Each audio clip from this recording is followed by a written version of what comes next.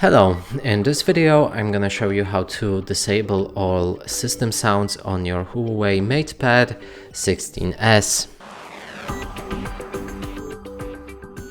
So to do this, first let's click on the bottom right button right here. It's the sound button, and as well as the Wi-Fi and battery. Now click on this arrow next to the volume. Here we want to go for more volume settings. You can access them going through the start and the settings as well, but I find this much easier. Now let's scroll down, locate the volume mixer, and right here is the system sounds, and you can adjust them to the 0 to mute them or change their volume. And that's it for this video. Hope you like it. Please consider subscribing to our channel, leave a like and a comment below.